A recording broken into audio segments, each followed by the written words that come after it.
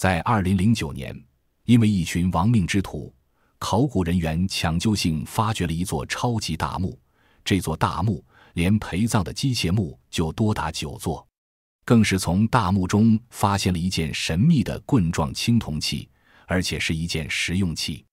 那么它到底是怎么用的？又是在谁身上用的呢？这个生前荒淫无比的大王，他究竟是谁？古墓的发现起因是一群倒霉的盗墓贼。在江苏民间流窜着一个盗墓专家，叫赵建新。由于人脉广泛，盗墓技术高超，精通寻龙点穴技术，找墓精准，因此业内号称苏北胡八一。这一次在赵建新来到位于江苏省大云山附近的村子里时，探看了附近地势后，他根据经验判断，这里面可能有大墓。赵建新和村子里的老人们打听了一下，获得了关键情报。老人们说，附近有一个水潭叫龙塘，不知道从什么时候起就有了，与周围山势很不符，就好像是突然出现的一样。赵建新立刻判断这个水潭不一般，它的下面估计有一座墓，而且这个墓还不小，1个2个人都挖不完。回去以后，赵建新联系人手，组织力量，建立了一个16人的盗墓团队。盗墓团队达到这个规模也比较罕见了。赵建新之所以找了这么多人，就是因为他判断墓太大，这个狠活不好干。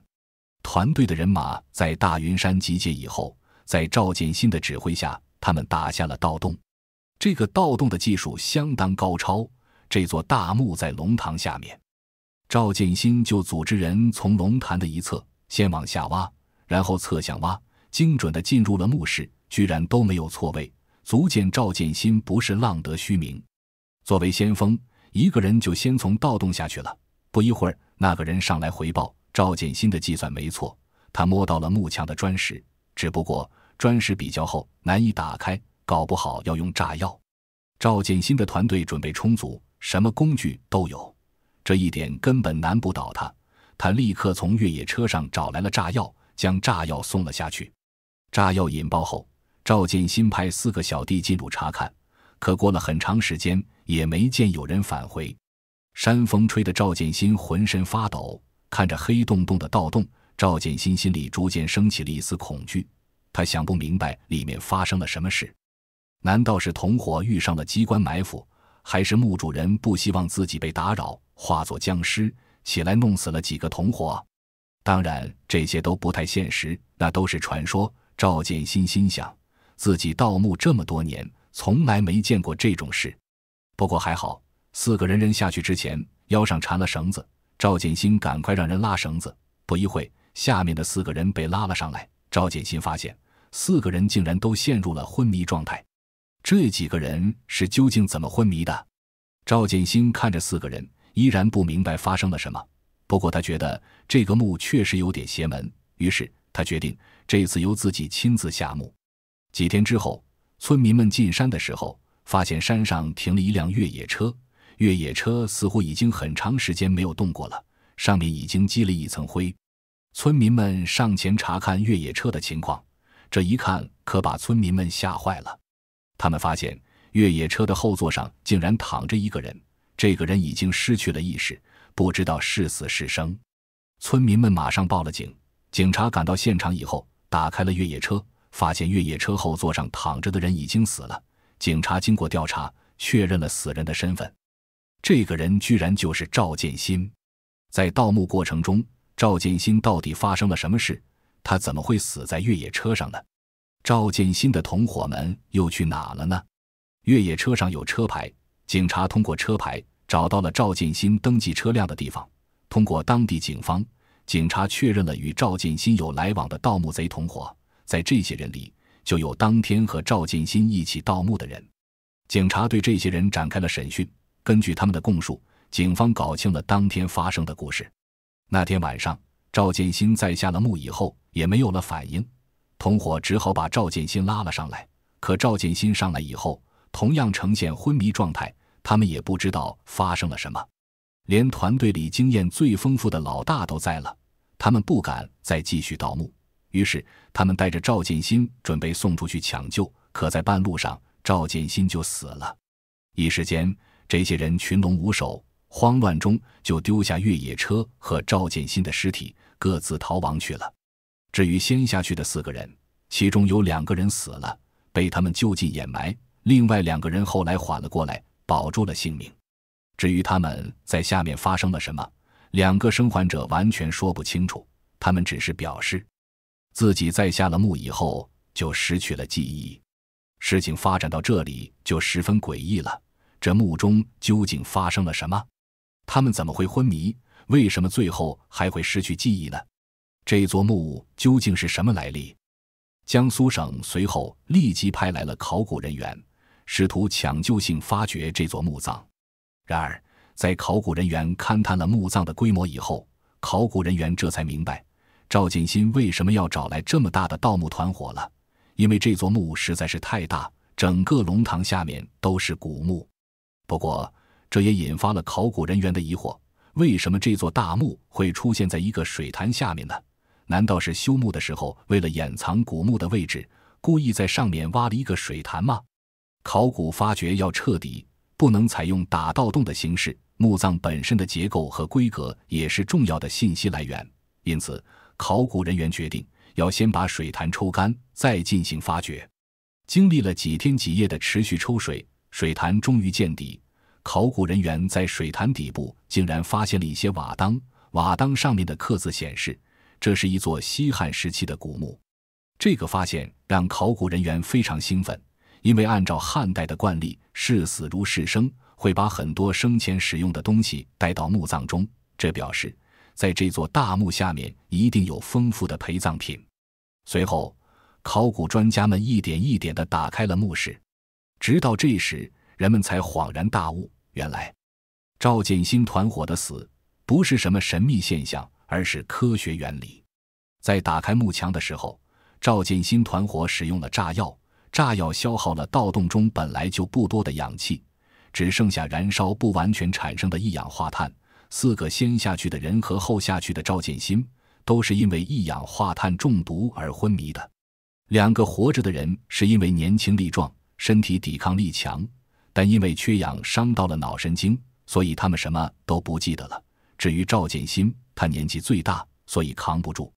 这个不可一世的知名盗墓贼居然百密一疏，就因为这种原因而命丧黄泉了，实在是令人唏嘘不已。解开了赵建新团伙离奇死亡原因后，在接下来的发掘中，却让考古人员感到了不祥的预感。考古人员发现了一些工具，看形态应该是用来挖土的。这些东西明显与现代工具不同，应该是很早以前的遗存了。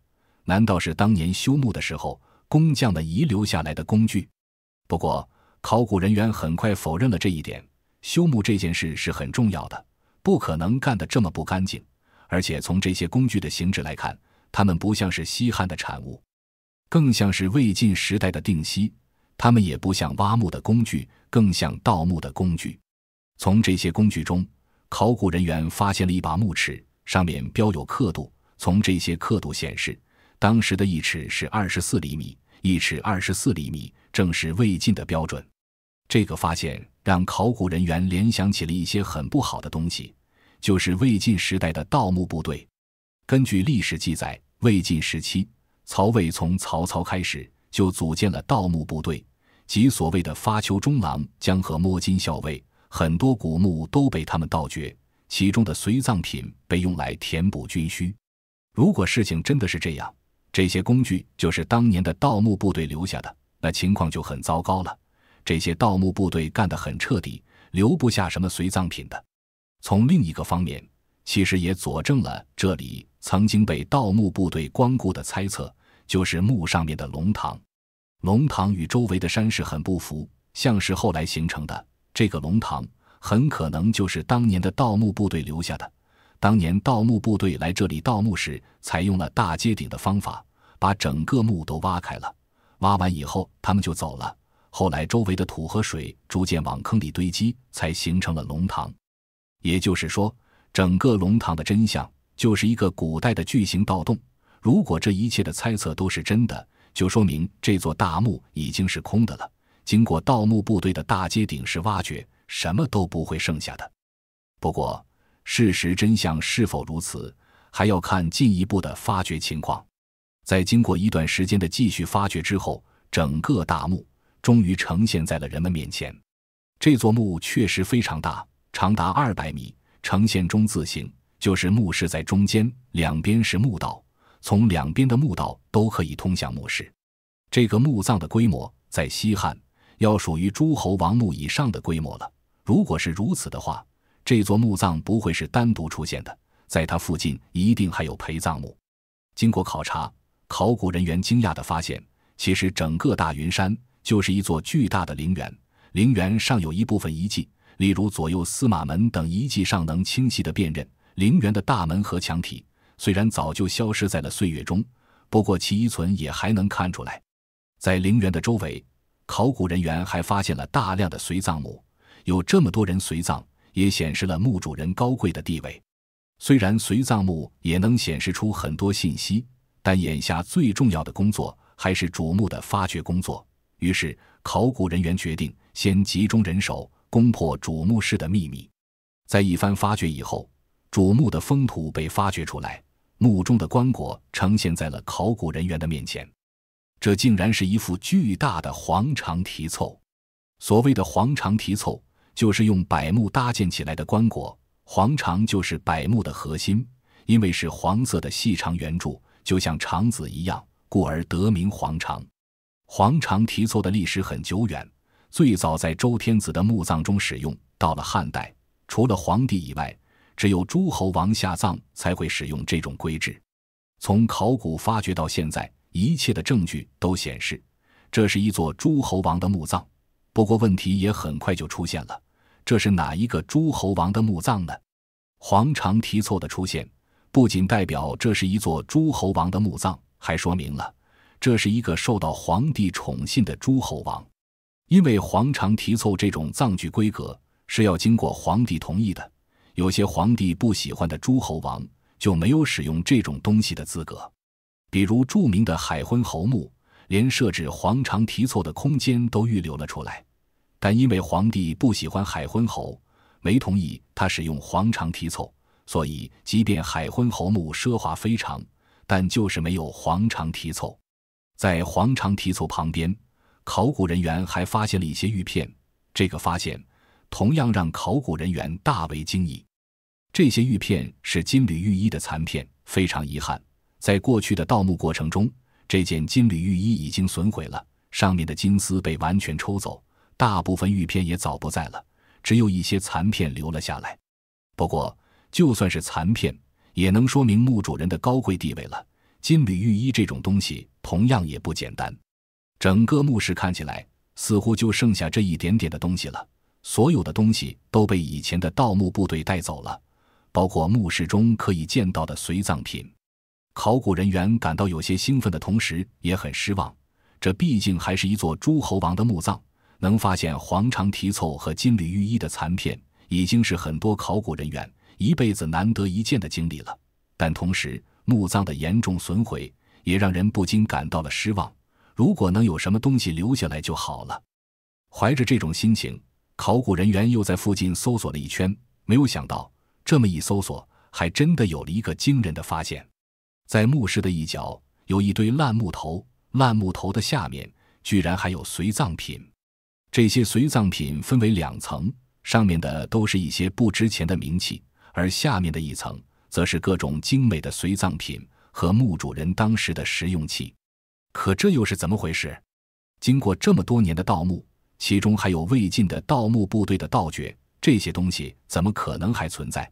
难道这些盗墓贼都是睁眼瞎，看不到里面的宝贝？经过考察，考古人员给出了答案，事情的真相很有可能是这样的。这里是外藏椁，就是在棺椁外面一圈的那一层，这一层应该是在墓葬完工后产生了坍塌崩落的木头，将2层随葬品压在了一起。后来的盗墓部队把墓整个挖开以后，也发现了这个地方。不过他们在看了看随葬品的上层以后，就判断这些随葬品都是些不值钱的冥器，他们就离开了。这些东西于是就一直保留到了现在。但是他们没有注意到，其实这些随葬品分了2层，上层的东西不值钱，但下层的东西却都是珍宝，因为坍塌将2层压承在了一起，无法分辨，所以才给人造成了只有1层的错觉。从这个细节也可以看出，当年的盗墓部队也是很不专业的，没有影视作品里刻画的那么神奇。这个时候，有一个考古人员忽然指出，竟然还有一处外藏椁完好无损，会不会这一圈的外藏椁都还完好呢？还真有可能。看到这个可能性以后，原本还很失望的考古人员们一下子就重新兴奋了起来。在清理了外藏椁以后，考古人员高兴地发现，事情真的是这样的，一圈外藏椁都是完好的，里面的随葬品都还在。这些随葬品琳琅满目，十分珍贵。在其中，考古人员印象最深的，首先就是一把青铜剑。在这把青铜剑上面，考古人员惊讶地发现，上面居然有着暗纹工艺。所谓的暗纹工艺，指的是这样一种工艺，在这种青铜剑的表面有一层花纹可以看见，但如果用手摸上去，却又感觉不到凹凸起伏。暗纹工艺非常独特，它只产生于战国时代的吴越一带的青铜器上面，是这个地区独有的技术。越王勾践剑和吴王夫差矛上面都可以见到暗纹工艺。不过，按照以前的考古证据显示，暗纹工艺在汉代以后就失传了。现在这把青铜剑的出现，打破了以往的认知，原来暗纹工艺在汉代还没有失传，这把剑的发现改写了技术史。同时，在这把剑上出现了暗纹工艺，也显示了这把剑高超的技术水平和剑主人的高贵地位。这位探查剑的主人又带来了新的线索。根据刚才的介绍，我们可以知道，墓中的文物分为2层，一层是冥器，也就是专供下葬使用的；一层是实用器，是墓主人生前使用的东西。在冥器中，考古人员没有发现一个重要的标志物，就是陶制的谷仓。陶制谷仓一般出现在西汉中期以后的墓葬中，没有这个东西，就说明这座墓的年代很可能在西汉中期以前。在实用器那一层，证据就更明显了。在实用器中，考古人员发现了大量的半两钱币，大约高达1吨，这在海昏侯的墓中也有，属于正常发现。不过，在这堆钱币里，考古人员还是发现了一处不同寻常的地方。这个地方就是这堆钱币里没有汉武帝元狩5年以后铸造的五铢钱。五铢钱的铸造量极大，以至于现在文物市场上五铢钱都要论斤卖，根本不值钱。发掘出的钱币里没有五铢钱，只能证明一件事，就是这个诸侯王是在汉武帝以前的人，符合条件的就只有刘喜、刘弼和刘飞。在接下来的发掘中，考古人员发现了一些让他们感觉很不同寻常的东西。这是一个木盒子，打开盒子一看，木盒子中还有小盒子，呈现盒子套盒子的状态。专家指出，这种东西叫漆翎，是西汉时期妇女使用的化妆工具。这就有点奇怪了，刚才我们说过，墓主的随葬品都是自己的实用器，是他平时使用的东西，那为什么这里会有女人用的化妆盒？难道墓主人是一个女人？这不可能，汉代历史上从来没出现过女性诸侯王，墓主一定是男人。难道这是墓主的妻妾使用的？这也不可能啊，因为墓主的随葬品一定是他生前使用的。汉代人视死如视生，这点很重要，这些东西一定是墓主经常用的，才有资格随葬。如此一来，墓主的身份就又有了新的线索，这是一个非常重视生活质量，对自己的仪容仪表有很高要求的诸侯王，所以才会经常化妆。这么一来，刘喜就不符合条件了，因为刘喜是农民出身，种了半辈子地，将近50才成了诸侯王，他没有那么精致。考古人员本来以为发现这个东西就够奇特的了，没想到下面的这个定西才是真正的劲爆发现。在接下来的发掘中，考古人员清理出了一个青铜制的棍状物，其造型生动形象，惟妙惟肖，相当逼真。尤其是棍状物头部的冠状组织和真实男性身体上的对应部位如出一辙，刻画的生动形象。这件青铜器出土以后，围观的吃瓜群众们非常好奇，纷纷向专家询问这件器物的来历和作用。专家只好吞吞吐吐地说明，这个东西学名叫铜组，是一件食用器。铜组这种东西为何会出现在墓主的食用器里？难道它是某种生殖崇拜的象征物？这种现象在西汉的墓中还是比较常见的，在西汉的墓葬中经常能看到男女交欢造型的陶俑，其实这就是西汉时代的人对生殖崇拜的象征。那么这个铜组的出现是否也是同样的原因呢？专家解释，这不可能，因为这件铜组是在墓主的食用器中发现的，它不是冥器，所以不起象征作用，它一定是墓主使用的性用具，而且是经常使用的东西才会出现在随葬品中。至于具体怎么使用，专家也没有解释，只能说一看即知，懂的都懂。结合刚才的化妆盒，再看这件铜组，专家们可以得出判断，这确实是一个相当有生活质量的诸侯王，在这一方面非常讲究，设备齐全，技术精湛。那么符合这个条件的诸侯王是谁呢？首先，刘濞符合这个条件。据历史记载，刘濞的吴国相当富庶，有余盐之力，还能铸钱，吴国老百姓都不用交税，刘濞替他们交了。至于刘濞自己，更是奢华的典范。那墓主人是不是刘濞呢？从墓主的墓室中，考古人员也不能发现更多的线索了。于是，考古人员认为应该从主墓周围的随葬墓考察了。随后，考古人员发掘了主墓周围的随葬墓，在一处随葬坑中，考古人员发现了大量的兵器，这似乎给墓主是刘濞提供了新的证据。刘濞生前就喜欢囤积兵器，以待日后造反使用。这些随葬兵器是否就是刘濞收集的呢？不过也有专家表示了，这不可能是刘濞收集的兵器，因为刘濞造反失败以后兵败被杀，就算西汉政府依然允许他按诸侯王的礼仪下葬，怎么还会允许他带兵器？难道让他在地下继续造反？兵器坑没有给出人们想要的答案，考古人员只好继续发掘。终于在某个机械的随葬墓中，考古人员发现了一个属于闹姬的图章。闹姬这个人很有名，据说她美艳非常，有3任丈夫，都是诸侯王，分别是2代江都王刘飞、刘建和赵王刘彭祖。历史上记载的闹姬最后的归宿是在刘彭祖那里，所以这座墓是刘彭祖的墓吗？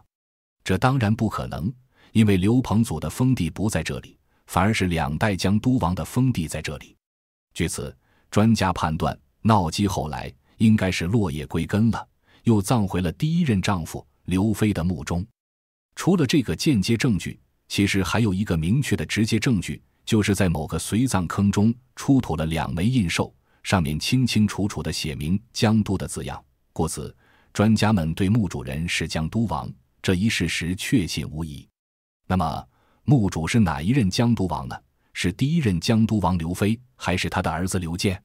专家们认为这应该是刘飞，不是刘建。原因也很简单，刘建后来因为做了许多违背道德的事，而被削去了王爵，江都国也被废除，所以他不能以诸侯王的礼节下葬。历史上对刘建的所作所为记载很详细，这个人的荒淫无耻简直突破了人性的下限。他经常把犯错误的宫女扒光衣服后放在树上，以此为乐。另外，刘建最有名的事迹就是他在生殖方面的尝试，他常强迫宫女与猪狗交配，想要看看能生出什么东西。最后，他在父亲刘飞死后，立即就霸占了父亲的女人，也就是那个闹姬。闹姬服侍过父子2代诸侯王，也算个传奇女性了。至于历史上对其父亲刘飞的记载，就不是很详细了。史书上只说他因军功封侯，后来成了诸侯王。至于成为诸侯王以后都干了什么，我们就不知道了。现在从刘飞的墓中，我们终于可以一窥这位诸侯王后来的事迹了。这位诸侯王在建功立业以后，就过上了幸福的享受生活。他妻妾成群，每天梳妆打扮，日日喧吟，夜夜笙歌，以至于身体垮了，心有余而力不足，不得不用同祖代替自己。后来更是在40多岁就油尽灯枯了。只不过他有时还是会怀念自己的戎马生涯，所以才有了那把青铜剑和兵器随葬坑。刘飞墓葬的真相被我们破获了。在这个故事中，除了历史真相以外，也让我们见到了家庭环境对人的影响。正是因为儿子刘建是在这样的家庭环境里长大的，后来他才成长成了那个荒淫无耻的样子。其实从江都王的荒淫生活，我们也能想象出西汉时代一般诸侯王的普遍形态。第一任江都王刘飞就是因为太普通了才不见于史传，这样的人在汉代诸侯王里只是普通级别，足见当时的诸侯王应该大多都如此。江都王墓的发现确实是一个传奇而炸裂的故事。从盗墓贼先于考古学家发现大墓，到盗墓贼在盗墓过程中离去死亡，再到墓中发现的特殊文物，都让我们感觉世事是如此奇妙。在盗墓贼群体中确实有高人，不过如果论抽丝剥茧还原历史真相的能力，他们就比考古学家差远了。这也是盗墓和考古的区别，盗墓只要财富，而考古追寻真相。以上就是本期故事的全部内容，喜欢的观众麻烦您可以点个关注点个赞，眼见古今，与您下期再会。